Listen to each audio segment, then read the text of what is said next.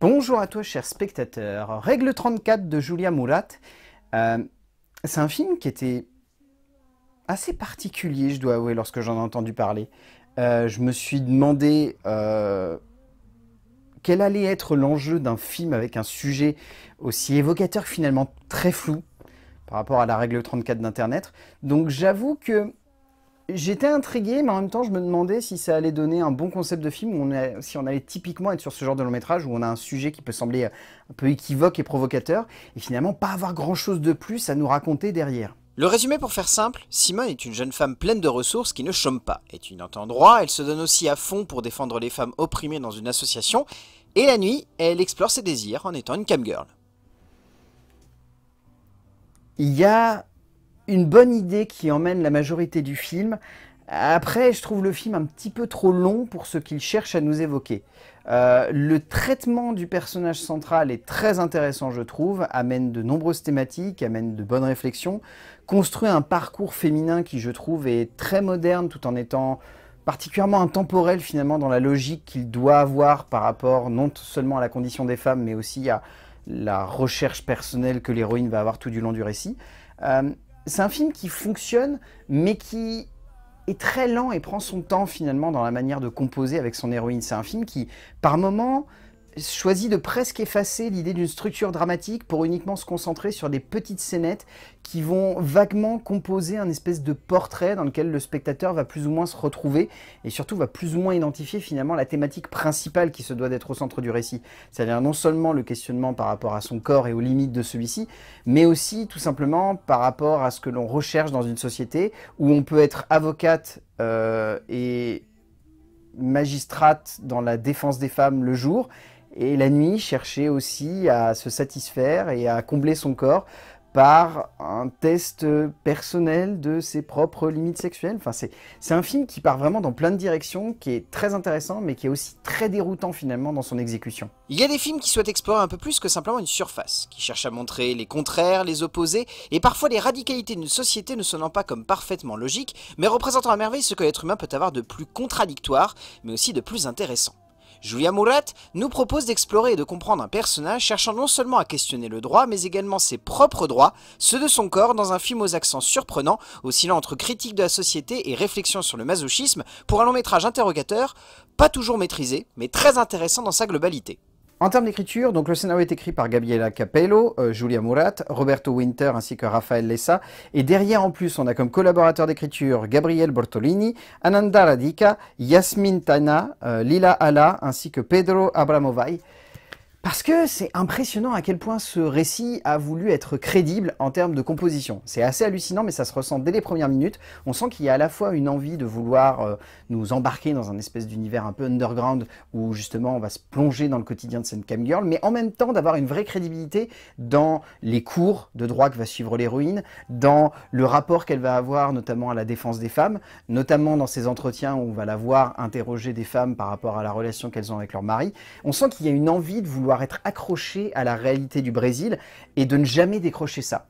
Ce qui est très louable, parce que honnêtement, Dieu sait qu'il y a des films qui ont envie de traiter de ce genre de thématique et de le mettre en forme de cette manière-là au cinéma, mais qui n'arrivent pas à équilibrer le tout et qui du coup se concentrent soit sur une partie, soit sur une autre, et déséquilibrent complètement la structure dramatique globale d'un récit qui se voudrait impactant par plein de cheminements d'interprétation et de ressenti, mais qui au final sonne comme un énorme brouillon. C'est pas le cas ici, c'est par moments un peu flou dans ce qui est véhiculé en fait par les scénaristes, mais ça reste toujours cohérent quant à la structure globale que se doit d'avoir le récit, c'est-à-dire surtout d'être le portrait d'une femme dans une société brésilienne moderne où il y a des contradictions, mais où les contradictions ne sont pas pour autant uniquement centrées sur le rapport qu'a cette femme entre sa vie professionnelle et sa vie intime.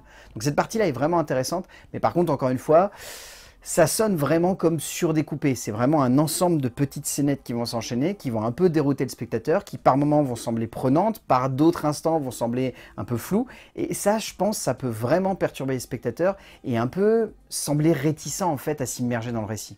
Capello, Bortolini, Winter, Lessa et Murat nous offrent une lecture fascinante de notre époque et du rapport que l'on entretient avec Internet et ses variables divergentes et complexes pour un moment d'écriture sonnant très souvent comme évasif mais aussi comme concret dans sa juxtaposition des situations.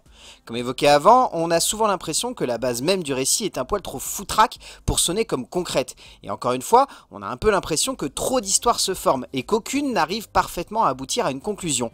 Mais encore une fois, la porte est ouverte à l'interprétation et au regard personnel de chaque spectateur. En termes de mise en scène, c'est pas flamboyant ce que nous propose Julia Murat en fait en termes de composition. C'est un film qui arrive à se tenir en termes de structure, arrive à amener ce qu'il faut d'émotion et de ressenti pour que l'on soit impacté par ce que cette jeune femme va vivre. Il y a des scènes qui sont très fortes, je pense notamment à une scène quasi finale qui est assez stressante et crispante, mais qui est très bien structurée par rapport à tout ce qu'on a suivi. On va dire que c'est le gros climax du film et que c'est la scène qui a le plus d'impact sur nous émotionnellement, mais qu'il a fallu ce qu'il y ait avant pour que vraiment cette scène-là aboutisse. Donc j'aime bien en fait cette structure de vouloir juxtaposer un ensemble de scènes où on va voir l'héroïne changer radicalement et arriver peut-être à un point de non-retour où elle va potentiellement basculer et se retrouver dans une position où elle n'a plus aucun contrôle en fait sur sa vie.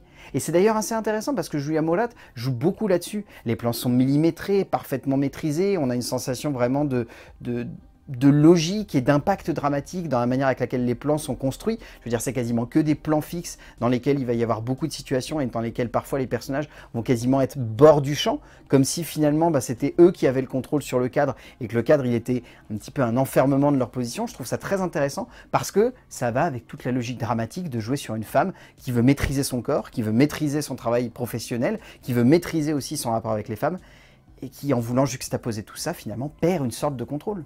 La partie la plus intéressante de cette mise en scène reste la logique imparable avec laquelle Murat construit son regard autour d'Internet et du rapport que peuvent entretenir deux individus en ligne, même si ici cela va se percher dans un extrême qu'au fond peu de spectateurs arriveront parfaitement à cerner et comprendre. L'identification à Simone est souvent complexe, on voit cette femme de loin avec un regard un peu interrogateur, un peu dubitatif aussi quelquefois, mais au fond cela reste la logique de composition d'un protagoniste ne cherchant pas à être attachant, mais plutôt à poser une réflexion de société autour d'un sujet complexe à aborder, mais de plus en plus nécessaire. En termes de casting, celui-ci est vraiment bon. Je trouve notamment que Lucas Andrade dans le rôle de Coyote est excellent. Lorena Caparota également dans le rôle de Lucia est fantastique. Dans les rôles plus tertiaires, on a Isabella Mariotto, on a Dani Ornelas, on a Babu Santana, Marcio Vito. Enfin, je trouve que dans la grande majorité, les acteurs s'en sortent extrêmement bien. Mais le film est dominé par une femme qui porte à merveille le personnage central, qui le domine totalement du début à la fin, qui est flamboyante et lumineuse constamment.